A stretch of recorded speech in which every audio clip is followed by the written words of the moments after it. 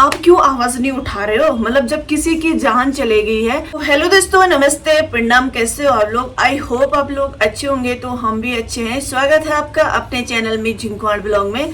तो दोस्तों आज ये ना ब्लॉग नहीं होने वाली है, किसी चीज पे मैं बात करने वाली हूँ, मतलब पॉइंट टू पॉइंट बात करने वाली हूँ कि मतलब आप लोगों के साथ ये सारी चीजें होती तो आप लोग कब तक चुप बैठते।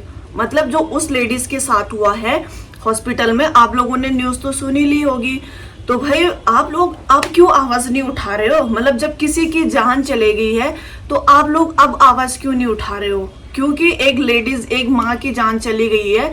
तो आप लोगों को पता ही है कि कल गोपेश्वर में किसी लेडीज, मीना नाम है उनका, बछेर की है वो, और उनकी ना डिलीवरी होते हुए मतलब वहां पे उनकी डेथ हो गई है। मतलब किसकी वजह से? आप लोग बोलो ना, किसकी वजह से? जब हॉस्पिटल में जाते हैं तो कैसी चीजें झेलनी पड़ती है, आप लोगों को भी पता है और हमको भी पता है। कैसी मतलब होता ही है ना कि कभी बोलते हैं अभी डॉक्टर नहीं है, अभी ये नहीं है, अभी वो नहीं है। अभी किसी की जान जा रही है और तुम लोग बोल रहे हो कि अभी यहाँ पे डॉक्टर नहीं है, तो कब आएंगे वो डॉक्टर? मतलब हमारा ये जो गोपेश्वर में ये पहला केस नहीं है, ऐसे 2-3 बार पहले भी हो चुका है। तो आप लोग चुप क्यों बैठे हो? मतलब मेरा कहने का मकसद यही है कि आप लोग जो है कि वो चुप क्यों बैठे हुए हो? क्योंकि मतलब ऐसे करके कल आपके साथ, कल आज मीना के साथ हुआ है, कल आप लोगों के साथ भी हो सकता है, कल हमारे साथ भी हो सकता है, और मेरे साथ तो हो भी चुका। भाई मुझे गुस्सा इस चीज का है कि मेरे साथ हो भी चुका है, पर उस बार ये हुआ कि मेरी जान बच गई थी। क्योंकि सेम टू सेम मेरे साथ भी यही हुआ था। उस टाइम जो मेरे साथ हुआ था ना, मैं उस चीज को अगर आज भी याद करती हूँ ना, तो भाई साहब मेरे तो रोंगटे खड़े हो जाते हैं, रोंगटे। इसीलिए मुझे बहुत ज्यादा डर लगता है ऐसी चीजों से, डिलीवरी, ये सारी चीजों से ना मैं सोच भी नहीं सकती हूँ। मतलब एक खौफ होता है ना माइंड में, ऐसे वो होता है, सिचुएशन हो जाती है। तो मुझे ना यहाँ के डॉक्टरों पे 1% भी भरोसा नहीं है, 1% भी भरोसा नहीं है। मतलब इनकी किसी की जान जाए तो जाए, इनका किसी का कुछ हो, किसी की माँ छूटे, किसी की बहन वो हो, इनको कोई मतलब नहीं है। बस इनको यही है कि भाई आज हड़ताल है, कल ये है, परसों ये है, और इसी वजह से है ना। तो उनके साथ भी यही हुआ है शायद। भाई साहब कल मैं कल हॉस्पिटल जा भी रखी थी, पर वहां पे इतना दंगा फसाद हो रहा था, तो मैं भाई वहां से निकल चुकी थी। मैंने कहा भाई यहाँ पे रुकना नहीं है, और करना भी चाहिए यार। आज हम, अगर आप लोग भी चुप रहोगे, हम लोग भी चुप रहेंगे ना, तो फिर ये तो नॉर्मल सी बात हो जाएगी। आजकल तो हो ही रहा है ना नॉर्मल सी बात। आप लोगों को पता ही है, किसी की जान जा रही है, किसी को कुछ हो रहा है, तो एकदम नॉर्मल सी चीजें हैं। तो इस चीज पे मैं चाहती हूँ कि एक्शन होना जरूरी है भाई।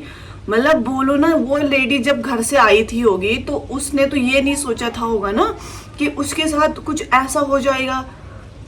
नहीं सोचा होगा उसने ना। मतलब जो कोई जाता है भाई, अब नया मेहमान आने वाला है, नया बच्चा आने वाला है, तो लोग तो यही सोचते खुशी का माहौल, पर उसके साथ इतना बड़ा अनर्थ हो जाएगा, उसने तो नहीं सोचा होगा ना।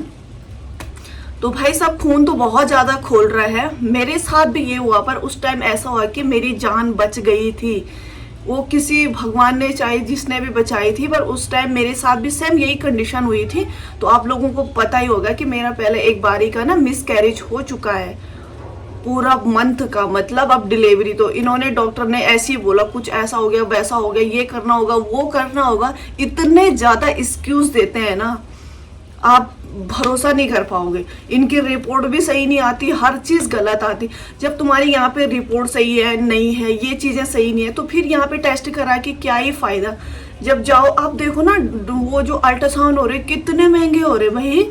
ओ भाई साहब, अगर जिसके पास इतने पैसे नहीं होंगे तो वो लोग क्या करेंगे बोलो ना? गरीबों का तो फिर वैसे भी भट्टा गोल होने वाला है। इंसान जब मरेगा बीमारी से तब मरेगा, तो पहले से तो वो अपने जो आर्थिक स्थिति है उसी से मर जाएगा, है ना। आज की डेट में सेव करना बहुत मुश्किल है, बहुत ज्यादा मुश्किल। तो मैं चाहती हूँ कि भाई मीना को इंसाफ मिलना चाहिए। मीना को जिसके साथ भी इतना बड़ा हुआ ना, उसको इंसाफ मिलना जरूरी है। तो मैं आप लोगों को एक मुद्दे की बात बताती हूँ। क्या हुआ कि जब झिंकवाड़ जी के हाथ पे चोट लगी थी, मतलब अभी बात आ रही है तो मैंने कहा ये वाला चलो बता देती हूँ आप लोगों की हुआ क्या है, ठीक है।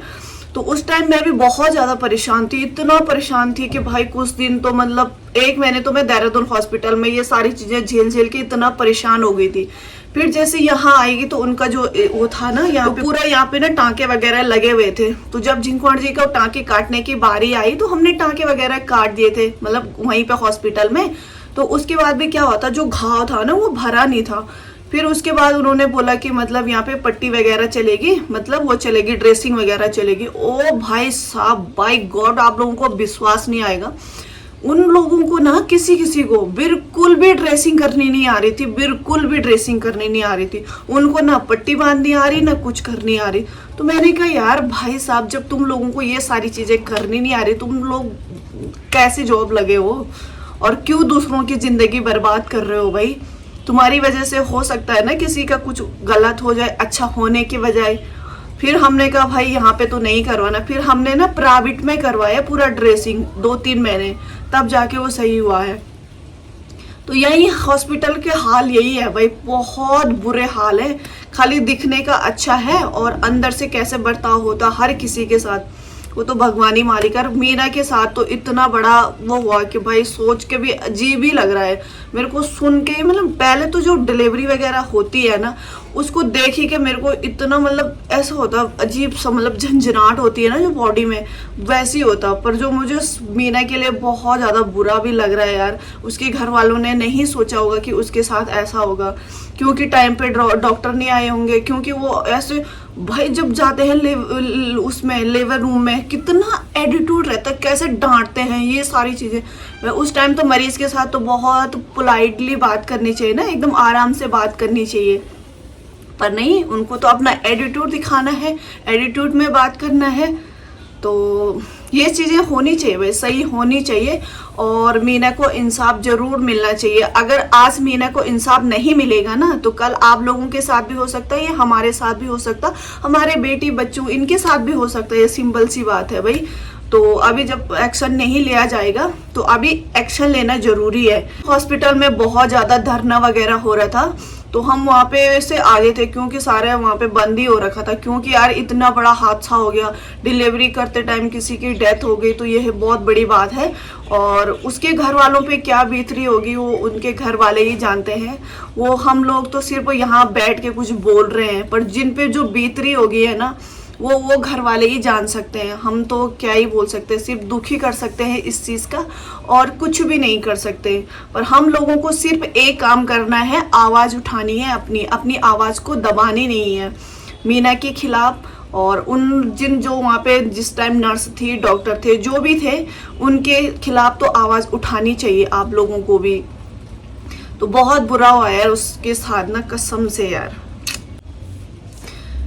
तो भाई दोस्तों, हॉस्पिटलों में आजकल तो यही है भाई, मरीज मतलब जब ठीक होगा तब ठीक होगा। पहले उसकी बीमारी को पता क्या करते हैं, चाहे यहाँ भी हो चाहे बाहर भी हो, कहीं भी हो, हॉस्पिटल में क्या होता है कि अब पहले बीमारी देखेंगे उसकी, ठीक है।